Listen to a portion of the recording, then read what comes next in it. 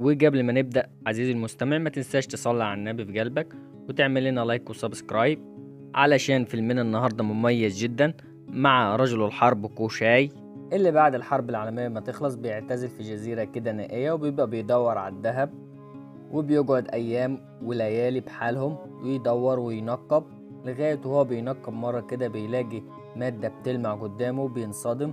أول ما كده ما بيشوفها بيبقى في حالة ذهول، بس اللي هو انت ما خدتش حاجه من الدنيا. لا طب خد. طبعا خد الدش المتين وجهز الحصان بتاعه وندم على الكلب، قال له يلا كده نتكل على الله هنروح المدينه علشان خاطر نودع الذهب. بس للاسف وهو ماشي كده بيقابل كتيبه بيبصوا ويشتموه، بيبقى عايزين يرازوا فيه على الفاضي علشان يشوفوا ايه الدنيا اللي معاه، بس هو ما بيرضاش يتكلم ولا يرضى يرد على حد وبيسيبوه يمشي في حاله، لان القائد بتاعهم بيقولوا هو كده كده هيموت قدام، سيبوه يعدي ايامه.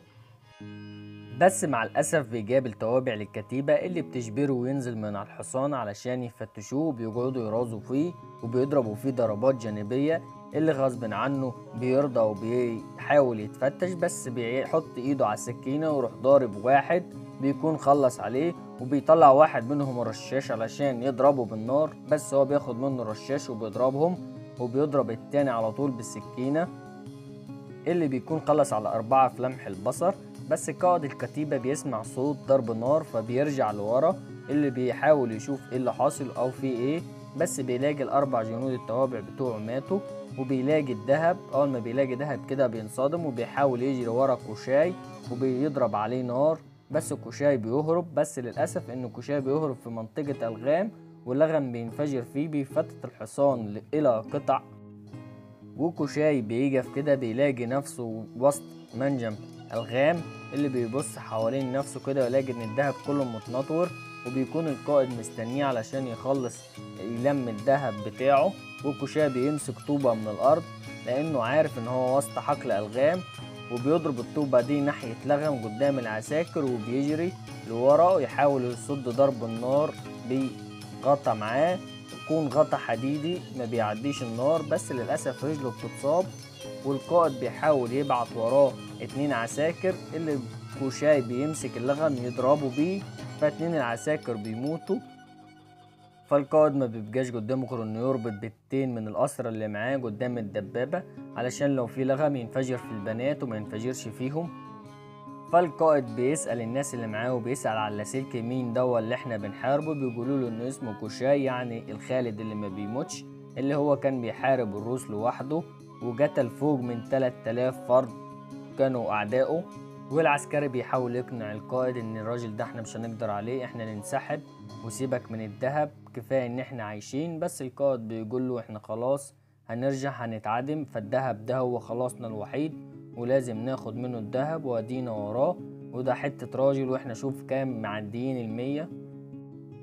فالعسكري بيقتنع بكلامه وبيفضلوا يدوروا عليه، بياخدوا الكلاب وبيلاقوه مستخبي تحت عربية موجودة هناك اللي العسكري بيجي بيضربه من النار، بس القائد بيقول له لا ما تضربوش بالنار، احنا نسيب عليه الكلاب هي اللي هتجيبه.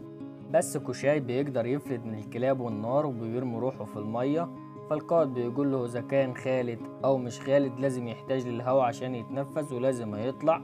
فبيقول للعساكر خدوا المركب وروحوا هاتولي كوشاي، اللي العساكر اول ما بتنزل بالمركب هو بيسحبهم واحد ورا التاني وبيموتهم، وبيجي عسكري بيحاول يهرب فالقائد بيضربه بالنار وبيقول له ان عقوبة الهروب وهي القتل، لان العسكري كان عارف ان كوشاي هيقتله. كوشاي اول ما الليل يليل بيطلع في منطقة مهجورة وبيحاول يريح شوية بس النوم بيغلبه، بس للأسف بيلاقي ان القائد مسك الكلب بتاع كوشاي والكلب وراه لحد كوشاي شخصيا. بيكون ان الضابط مسك كوشاي وشالجه على طول.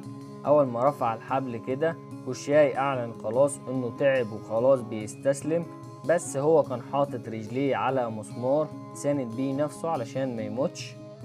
فالقائد افتكر ان كوشاي مات فاخد منه الذهب وخد بعضيه ومشي، وهو مفكر ان كوشاي خلاص اتوفى، وكوشاي ما يكونش اتوفى بيبقى ساند نفسه على مسمار، وبيبقى فيه 2 عساكر وقفوا الطيارة علشان ياخدوا جهاز يمونوا بيها الطيارة بتاعهم. بس هو كوشاي اول ما بيلاقيهم كده بيكون فك نفسه ونزل من على المسمار وبيدعكهم كلهم واحد ورا التاني، وبيحاول يضمد الجراح بتاعته، وبيخيط حتة كبيرة متعور فيها علشان خاطر يقدر يعيش.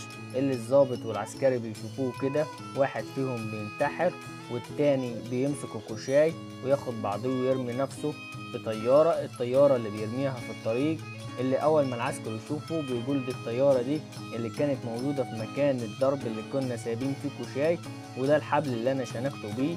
القائد أول ما بيشوف كده بيخاف، بيقولهم شيلوا الطيارة من هنا وحوشوا على طول. المحركات بيشتغلوا. اول ما كده بتشوف البنت دي بتقول لهم خلوا بالكوا كوشاي ده وهيخلص عليكم انتوا الكل. لما دول الروس ما قدروش يعملوا معاه اي حاجه، هتشوفوا هيحصل معاكوا ايه. وصح كوشاي بيطلع على عربيه الاسرى، بيرموا واحد ورا التاني، وبيدي البنت سلاح علشان خاطر تقاوم بيه. والبنت بتاخد السلاح وبتضرب بالسواق، اللي بياخدوا بدورهم نفسهم بيطلعوا بالعربيه التانيه، بيخلصوا على عربيه العساكر خالص. كده القائد معهوش غير الدبابة بتاعته والعسكريين اللي موجودين معاه. اللي عسكري منهم بيقول له اطلع خلص عليه، بس للأسف كوشاي بيخلص على واحد ويجي وراه منه التاني يخلص عليه برضه. اللي العسكري أول ما بيشوفوا كده بيترجوا انه ما يقتلوش، بس زمايله هيكونوا راكبين الموتوسيكل أول ما يشوفوا كوشاي ماسك العسكري زميلهم كده بياخدوا ديلهم في اسنانهم ويلفوا ويجروا ياخدوها جري على طول، لأن دول اللي العسكريين الوحيد اللي نجوا من المعركة كلها. فكوشاي بياخد منهم الموتوسيكل وبيحاول يحصل القائد قبل ما يركب الطيارة بتاعته. القائد أول ما بينزل من الدبابة بيقتل العسكري زميله وبيركب الطيارة، بس كوشاي بيضرب عليهم نار ويكون صائب قائد الطيارة. أول ما بيسيب قائد الطيارة كده، قائد الطيارة بيقول هناك القائد يا قائد احنا خلاص اتضربت بالنار، انا جرح خطير. قال له مادام انت فيك صحة لازم تسوق، طول ما انت حي هتسوق الطيارة دي. فبيقوله طب خش شوف ورا في كركبة. قال له كركبة منين؟ قال له اكيد في. العسكري نط على طول. العسكري ده اللي هو بيكون كوشاي عدوه. فبتقوم معركة بين كوشاي وبين القائد، بيقول له يا اخي موت انت طفشتني اول بداية الطريق، سيب نقد الذهب وامشي، انت من بداية الطريق نازل ضرب فيا على الفاضي. فكوشاي ما بيتكلمش ما بينطقش ولا كلمة خالص، بس بيلاقي ان خلاص القائد بيضرب فيه بالحزام وبيقول له موت ريحني منك. بس كوشاي اول ما بيلاقي الحزام فبيربط توكة الحزام في القذيفة اللي بدورها بتاخد القائد وبتنزل بيه لتحت. وكوشاي بيلاقي نفسه ان هو الوحيد على الطيارة اللي حي، لان القائد مات بضرب النار السواق اللي بيساق الطيارة. فكوشاي بيحط نفسه في صندوق وبيلف نفسه بالبطاطين علشان اول ما بينزل كده بيعيش. وما تنساش يا صديقي لايك وسبسكرايب للفيلم عشان تستنى كل جديد.